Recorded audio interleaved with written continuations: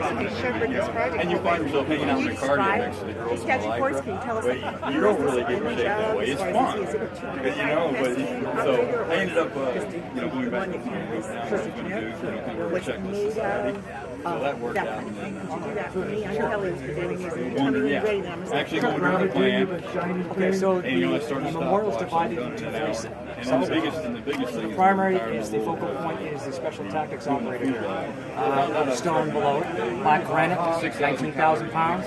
The statue in itself represents all special tactics operators, past, present, and future.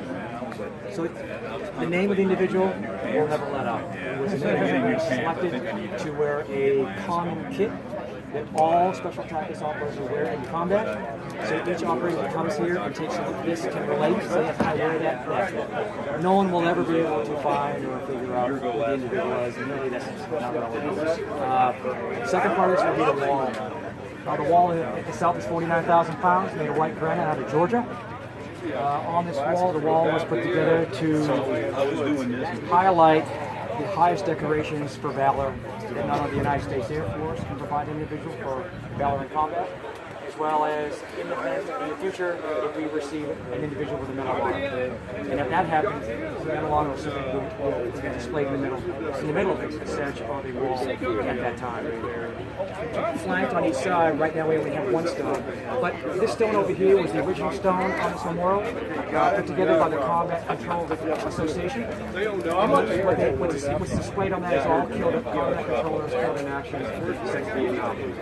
On the opposite side of this will be a stone exact replica, and on that will be all Air Force members who have been killed in combat since 9/11. So those are 3 years. This is divided up into 3 years.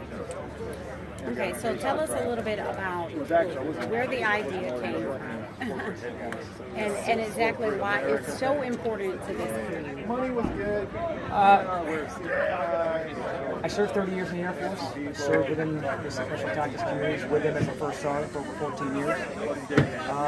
It really came from my last assignment in Washington, D.C., when I was the first sergeant for the Chief of Staff of the Air Force. And as I went around with my boss, and we looked at different areas of memorials up there, and as we looked at the National Registry, we never saw anything that was dedicated to Air Force Special Tactics operators. And I found that interesting, how that hadn't been done. So when I retired and we knew that we were going to reside, I approached then Colonel Gwen Armfield, who was the 7th Command Group Commander, and asked him why we hadn't built one yet. And he said, great idea, why don't you do this? And so from that point on, we put some drawings together. I took a couple months to put that, think about it, what would best represent the Special Tactics community.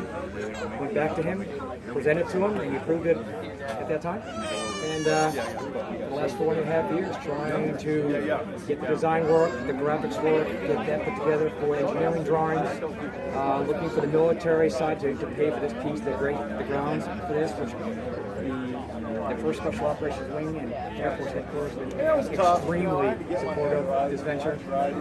And then the fundraising, because 100% of all the money is raised for the statue, the base, as well as this wall and the 2 stones are through private donation. It was really important to get that word out. And the community astounded us. Every day, people from $5 to over to $5,000 donations. And from companies, businesses, locally, as well as like the Chief of Staff of other places in the United States came forward and a lot of the money to us. So $178,000 was built. And as of this morning, we got the final check. And we are $19.50 over. So that is a good thing. Yes. So we owe nothing. So the final check will be cut on Monday to start granite out of Georgia. And you get we did this brilliant work, and and we will be debt free on this. So.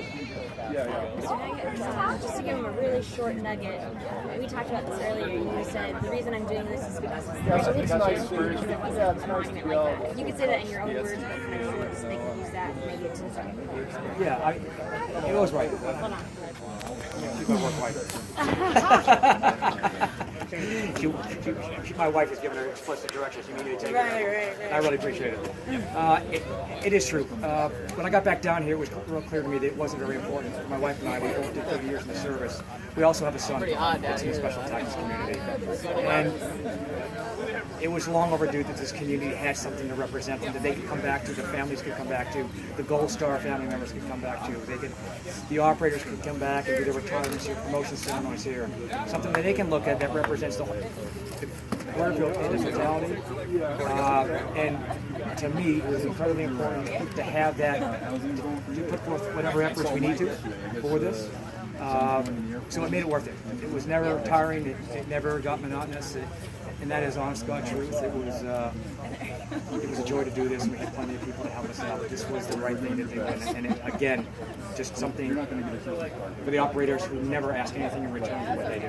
They never ask anything in return. And so this is a great way for us to say, hey, thank you for what you do for your country. You sacrifice each and every day.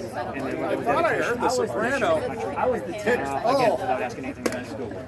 And it's the only one in the country. This is the only memorial in the United States or in the Department of Defense that is specifically dedicated to Air Force Pararescue, Air Force Combat Control, Air Force TAC-P, and Air Force South Team. Good. Make sure you handhold him to the pole to make sure he doesn't screw it So, up. Chief, what's your next big monumental? I'm actually going to play golf tomorrow. We're going to have a good time with the Combat Control Association.